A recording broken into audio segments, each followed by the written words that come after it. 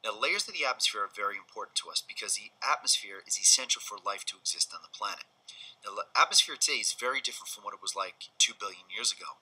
There are a lot of noxious gases like sulfur and methane in the atmosphere, unlike today, which is mostly nitrogen and oxygen. Well, those gases basically came through the violent volcanic eruptions that occurred during the early years of our Earth. That process, called outgassing, basically released a tremendous amount of noxious gases into the atmosphere. You'll notice that oxygen was not a major part of that early atmosphere, very simply because there was not a large abundance of plants during that time. Now, our atmosphere today is very important to us because it's essential for life to exist. Without the atmosphere, there's no oxygen, there's no life on the planet. We know that our atmosphere is broken up into multiple layers, and we'll talk about the 4 basic layers of the atmosphere. And we'll also focus on the fact that temperature is an extremely important concept when going from one layer to the next.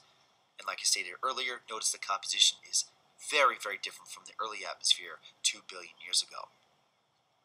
Beautiful photograph of the atmosphere today with the white clouds. We're going to focus our attention on that layer where all the clouds are found. That's called the troposphere. We'll get to that in a second.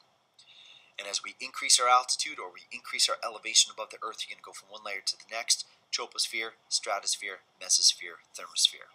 So let's jump into the troposphere and talk a little bit about it. So with this layer, it's going to be a layer that we currently live in. It's where the majority of our water vapor is found, and with that being said, that's where the majority of our weather is going to be found as well within our troposphere.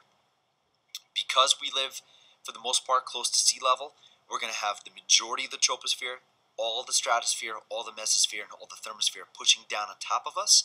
So we're going to have the greatest atmospheric pressure found within the troposphere. As you travel up through the troposphere, you're physically getting further away from the Earth, so temperature is going to decrease. And that's evident when you look at mountain ranges that are high enough. Many of them tend to be snow-capped even in the summertime. Next layer up is what we call the stratosphere. Stratosphere is going to be super important to us because it's going to house what's called the ozone layer. The ozone layer is a special part of the stratosphere that protects us from the ultraviolet radiation from the sun, which is currently shortwave radiation, which scientists believe causes high cases of skin cancer. Now, as you travel up through the stratosphere, temperature actually goes up. Even though you're getting further away from the Earth, it goes up because that ozone layer is absorbing a lot of the sun's energy, causing your temperature to go up. Now, here's a picture of the ozone layer, the thinning of the ozone layer. A lot of people call it a hole, but it's actually a thinning of the ozone layer over top of Antarctica. Now, currently, CFCs, which are chlorofluorocarbons, have attacked the ozone layer and have actually thinned it out over top of Antarctica. Since the banning of CFCs, the ozone layer has actually started to repair itself, is actually thickening over top of Antarctica. The next layer up is what we call the mesosphere. Now, the mesosphere has some of the coldest temperatures in the atmosphere, and as you travel up through the mesosphere, temperatures drop dramatically, very simply because of the layer above it, which is called the thermosphere, and we'll talk about the thermosphere in a second. Okay, this is pretty much where the layer where all your meteorites or your shooting stars are going to burn up as they enter our atmosphere.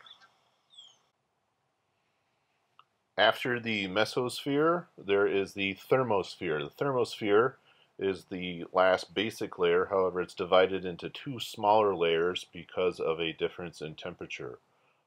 Thermo, if you think of thermo means heat. However, the ionosphere and the exosphere are the 2 layers that make up the thermosphere.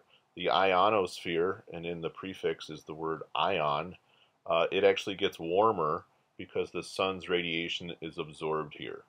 We can see that when the auroras occur, and the hottest temperatures are because those ions, those charged particles, absorb gamma and X-ray radiation. Fortunately, those are unable to reach the surface of the Earth.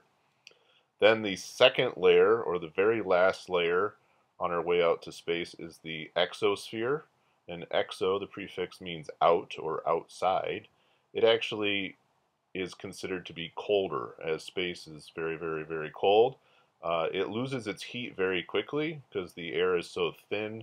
The particles are extremely far apart, so when you're actually measuring temperature in the exosphere, you're most likely measuring the empty space between very hot particles. But overall, we consider it to be very cold.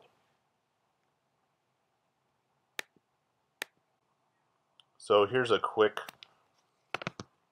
synopsis or summary of temperature change as you go from each layer. The troposphere being the lowest layer, and the exosphere, the last layer of the thermosphere, being the highest last layer before outer space. Make sure that you can explain how and why temperature changes as you pass through each layer and explain why it does so.